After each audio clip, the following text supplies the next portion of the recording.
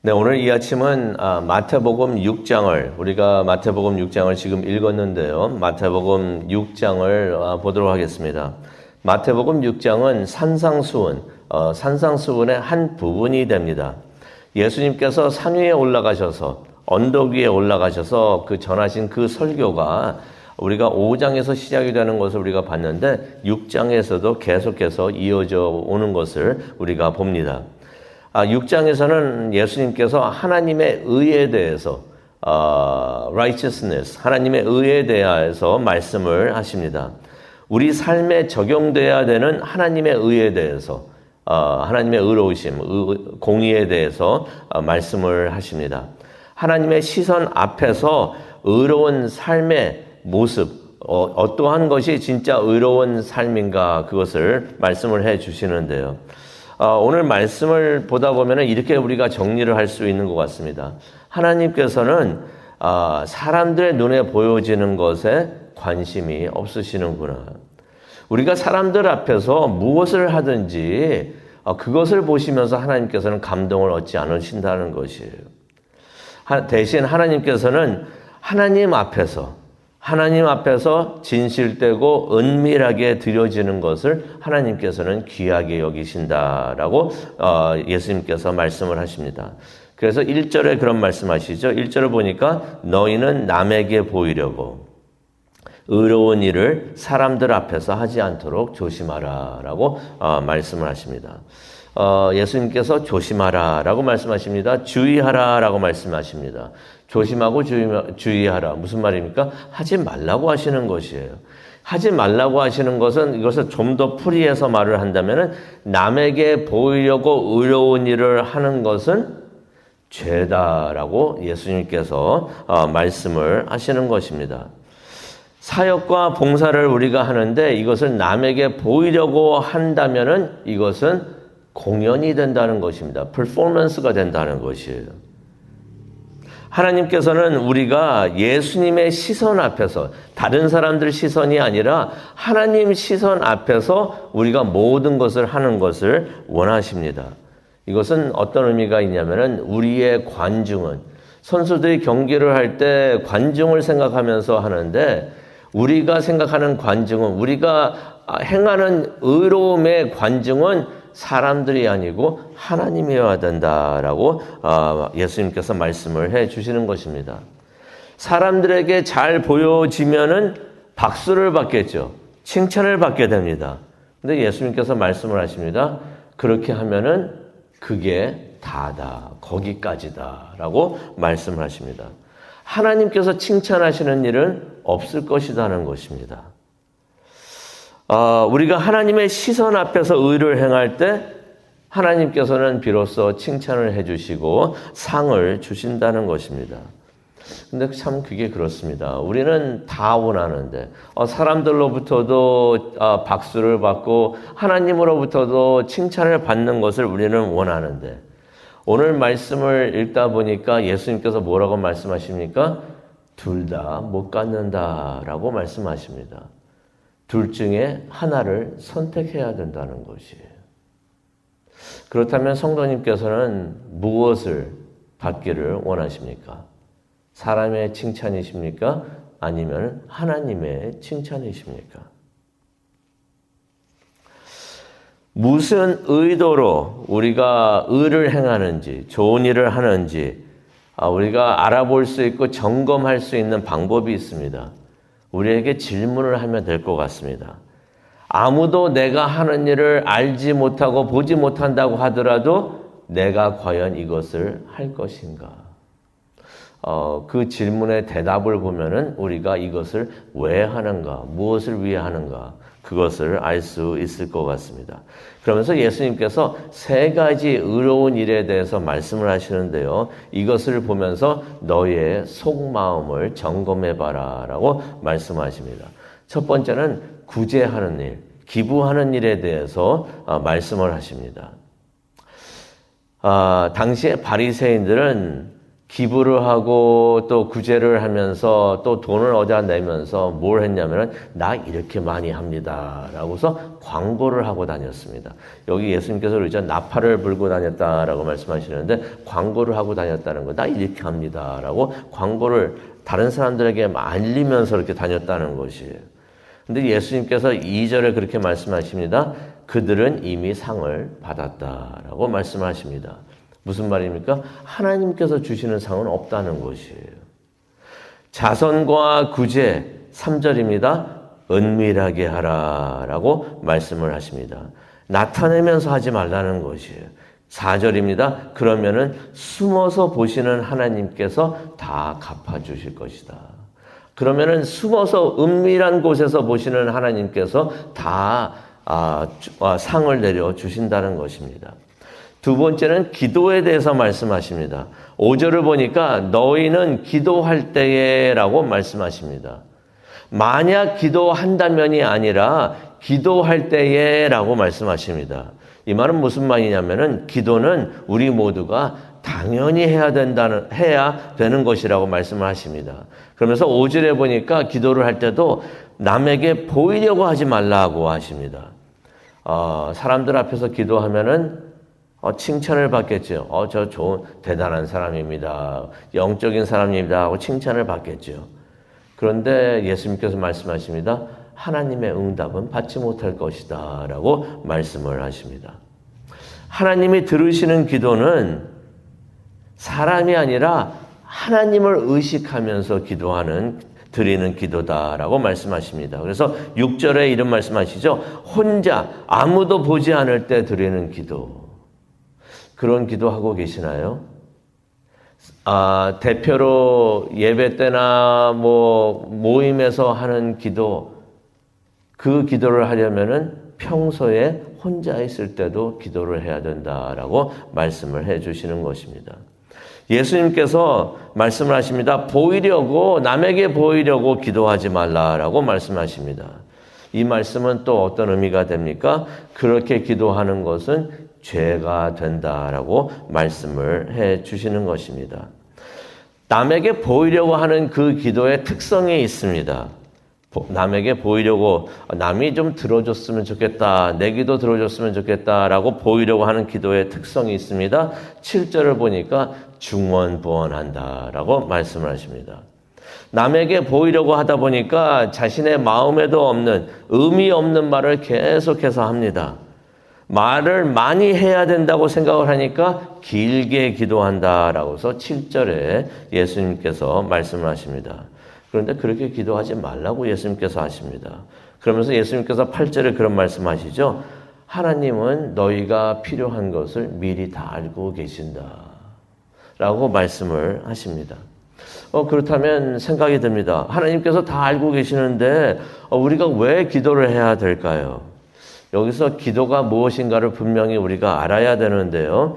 기도는 내가 이런 게 필요합니다. 하나님 좀 알아주셨으면 좋겠습니다. 라고 하나님에게 정보를 드리려고 알리려고 하는 것이 기도가 아닙니다. 그렇게 하면은 우리가 어떻게 생각할 수가 있냐면 우리가 식당에 들어가서 내가 이거 먹겠습니다 하면서 주문을 하죠. 기도가 그렇게 주문이 된다는 것입니다. 하나님 나 이거 원하십니다. 아셨죠? 이거 주셔야 됩니다. 라고 그렇게 식당에 들어가서 주문하는 그러한 주문이 아니라는 것입니다. 기도는 무엇인가?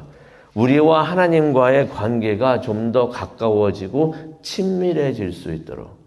어떤 사람과 친밀하게 되려면 우리가 대화를 나눠야 되는데, 대화를 나누면서 가까워지는데, 하나님과도 우리가 가까워지려면 기도를 통해서, 기도를 할 때 우리가 하나님과 좀 더 가까워진다는 것이에요.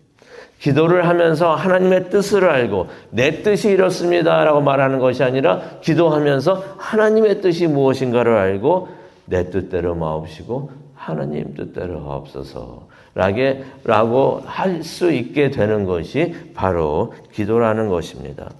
그러면서 예수님께서 주기도문에 대해서 말씀을 하시는데요. 9절부터 13절을 보게 되면 우리가 잘 알고 있는 주기도문이 나옵니다.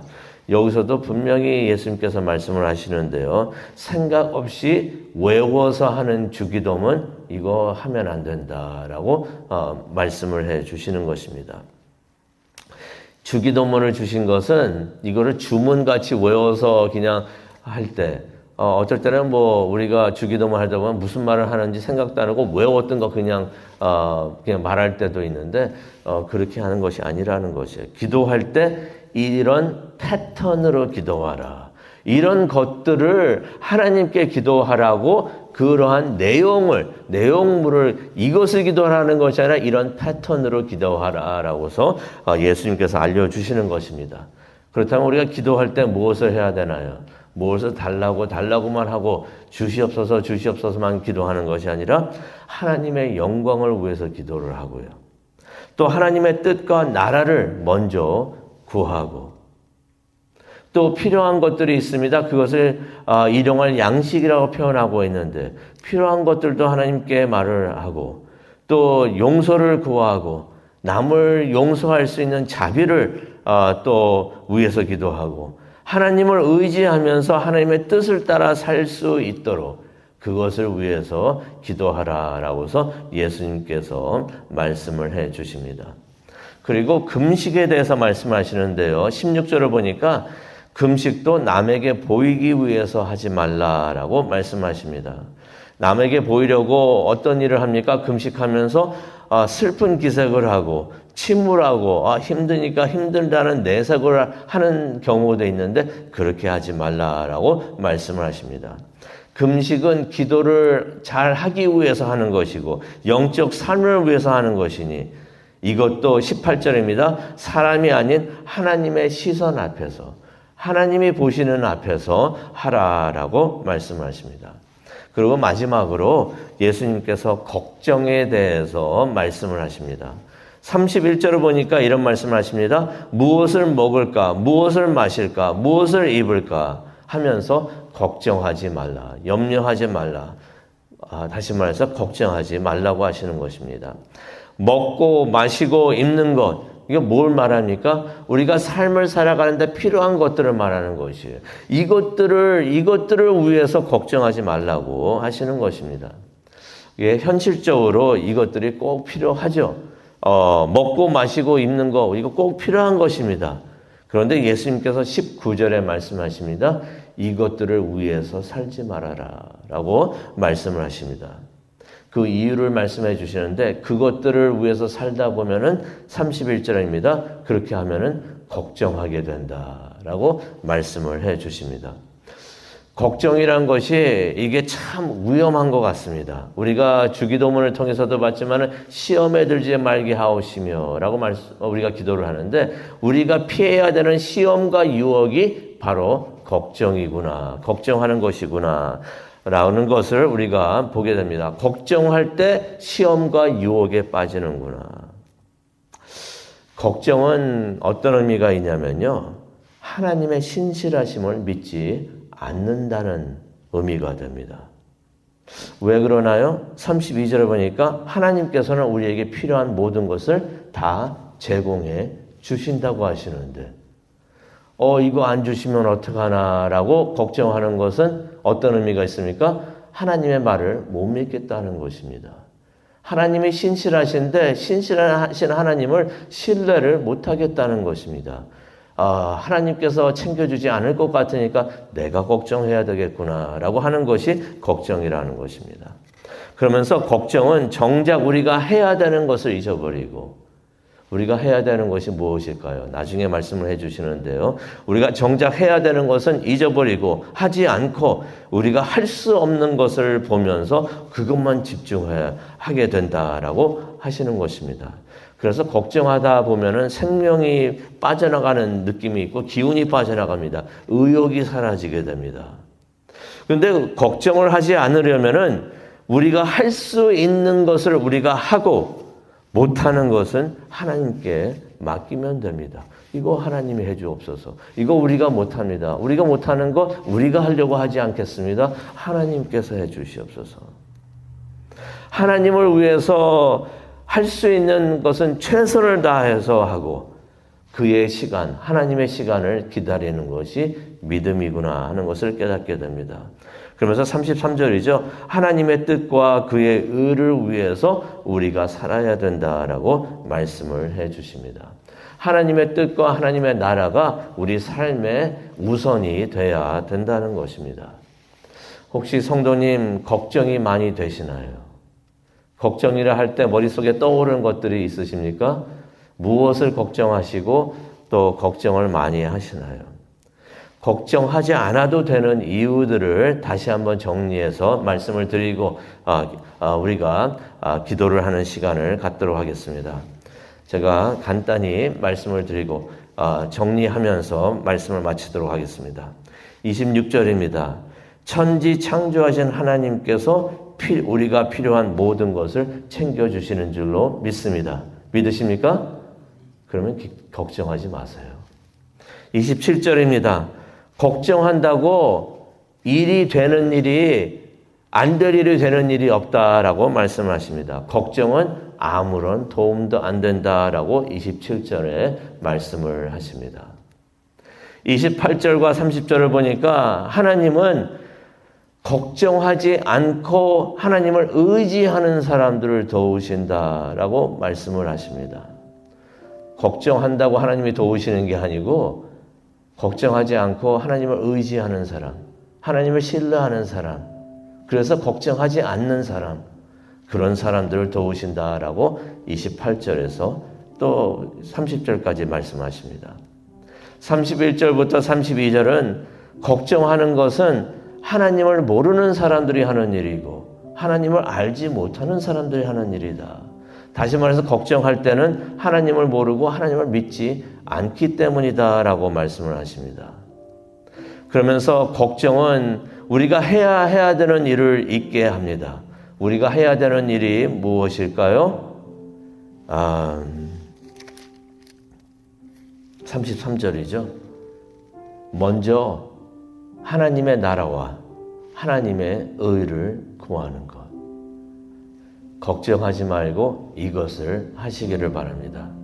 매일 하나님을 의지하고 살면은 내일 일은 걱정할 필요가 없다라고서 34절에 말씀을 하십니다. 무슨 일을 당해도 하나님의 시선 앞에서 주님만을 바라보면서 주님을 나의 관중으로 삼아서 충실하게 최선을 다해서 하루하루 사시기를 바랍니다. 그러면은 걱정 없이 감사가 넘치는 삶을 살게 되실 줄로 믿습니다. 우리 다 함께 기도하시겠습니다. 사랑과 은혜와 충만하신 하나님 아버지 감사합니다. 내일 일을 위하여 염려하지 말라. 내일 일은 내일이 염려할 것이요 한날의 괴로움은 그날로 족하느니라. 내일 일은 알지 못합니다. 내일 일은 하나님께 맡기고 오늘 하나님의 의와 하나님의 나라, 하나님의 뜻을 찾는 우리 모두가 되게 하여 주시옵소서. 하나님을 믿고 신뢰하며 하나님을 바라보며 살아가는 우리 모두가 되게 하여 주시옵소서. 예수님의 이름으로 기도합니다. 아멘.